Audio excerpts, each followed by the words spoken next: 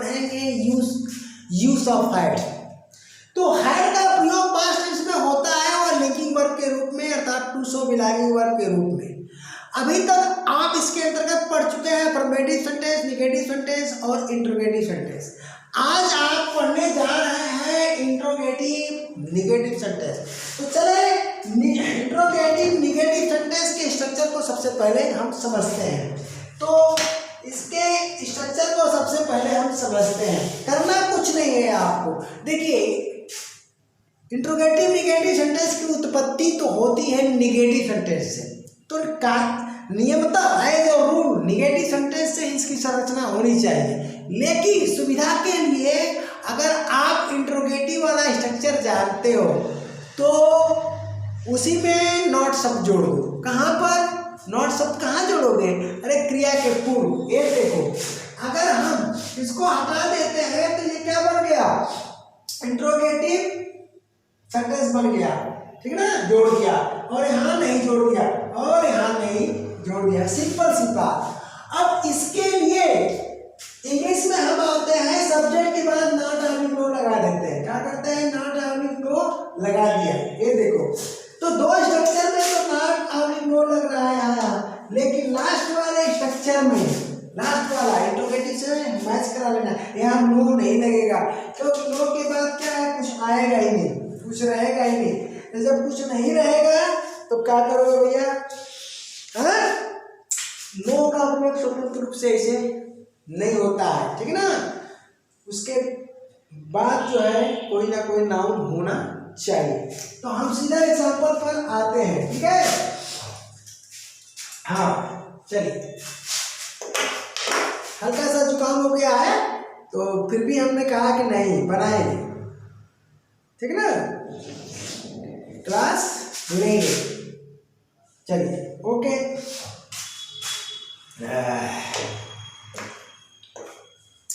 हाँ तो एग्जाम्पल पर हम आते हैं। देखिए अगर नेगेटिव सेंटेंस लेते हैं उससे सिखाते हैं या डायरेक्ट? अब तो आप पुराने हो गए हो, नेगेटिव ले लो या जो भी है, ठीक है ना। कोई सेंटेंस नेगेटिव लोगे तो उससे बन जाएगा, या डायरेक्ट यार ले लो। हाँ तो बहुत पुराने हो गए, बहुत पुराने हो गए। तो अब क्या करते हैं? ले लेते हैं, ठीक है ना। क्या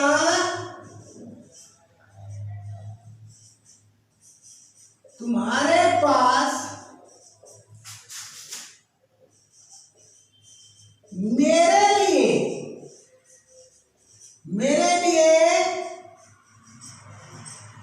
समय नहीं था?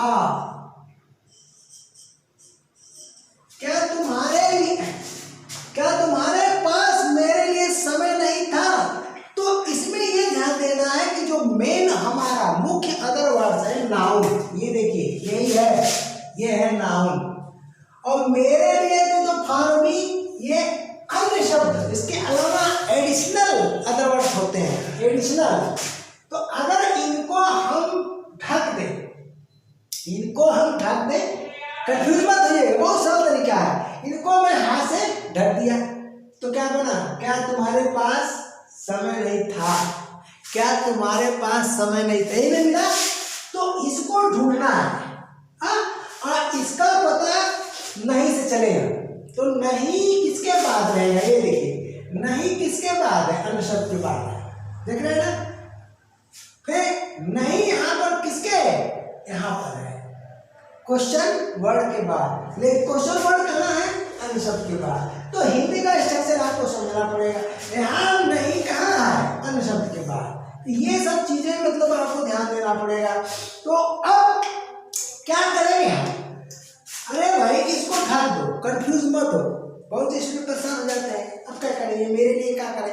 अरे कुछ नहीं है जी, देखो इसको ढक दो हाथ से। क्या तुम्हारे पास समय नहीं था? कर लो, यू। अब बोलो समय क्या है? सिंगल अनकाउंटेबल नाउन है तो न्यूरल एडजेक्टिव लेगा नहीं तो नॉट से बनेगा नहीं। तो क्या करोगे? हाय यू नो टाइम कर दो, कर दिया, इसको ढक करके हाथ से ढक दिया हूं मैं। Have you no time. अब क्या करो, यहाँ पर फॉर मी लगा दो। मेरे लिए की इंग्लिश क्या हो गई, फॉर मी। कुछ है, कुछ तो नहीं है भाई। अब चलो इसी में हम क्या करते हैं, अब इसको हटा देते हैं, इसको कैंसिल कर देते हैं। अब हम लिख देते हैं, देखे ना, तुम्हारे पास मेरे लिए, ठीक ना, मेरे लिए समय क्यों नहीं था। देखे ना, तो क्या किए, क्या लगा दिए। अब क्यों कहाँ आया, नहीं के पहले आया, तो ये नहीं के पहले प्रश्नवाचक शब्द आ रहा है, ठीक है। और सेकेंड स्ट्रक्चर ये कहाँ मिला, ये मिला फर्स्ट, चाहे हिंदी हो और चाहे इंग्लिश हो, और ये मिलने जा रहा है भैया किसमें, एडवांस लिख दिया सेकेंड में।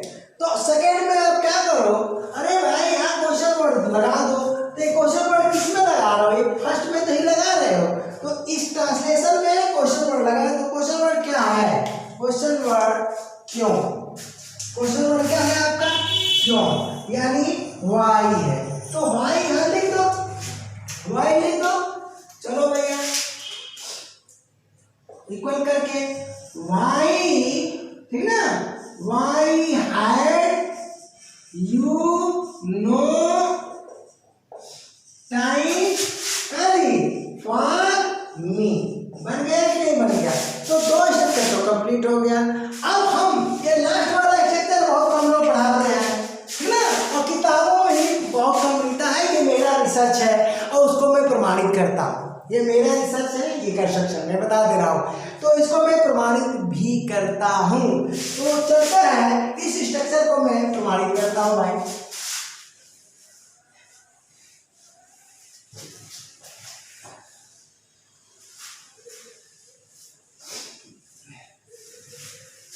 बेटा परीक्षा में फेल हो गया, हाँ, बाप ने पूछा बेटा क्यों फेल हो गए, कहा पापा मेरे पास एक किताब नहीं थी।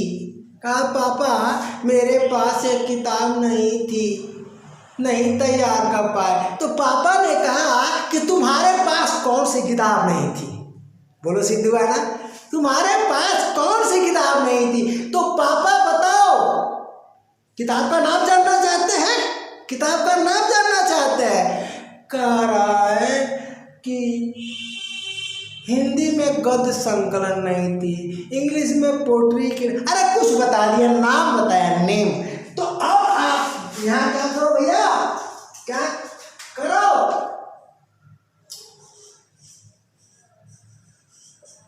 तुम्हारे पास कौन सी किताब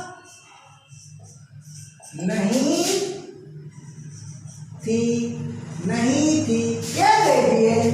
तो तुम्हारे पास कौन सी किताब नहीं थी, और मैच कराइए ना, ये प्रश्नवाचक शब्द आया ना कौन सी, और अन्य शब्द में क्या आया, अरे नाउन आ गया, और यहाँ पर नहीं है, मैच कर गया कि नहीं। तो बोलिए स्ट्रक्चर थर्ड मिला कि नहीं, प्रमाणित हुआ कि नहीं, प्रमाणित हुआ कि नहीं, तो प्रमाणित हो गया। अब हम क्या करते हैं, इसे ट्रांसलेट करते हैं। तो देखिए पापा किताबों का नाम थोड़े जानते हैं, पैसा दे देते हैं, बालक खरीद लेता है, वो तो पढ़ते नहीं है कि यहाँ विच का प्रयोग करो, वो तो सीधे नाम पूछ रहे हैं, नेम ना, विच का प्रयोग नहीं होगा, व्हाट का प्रयोग होगा।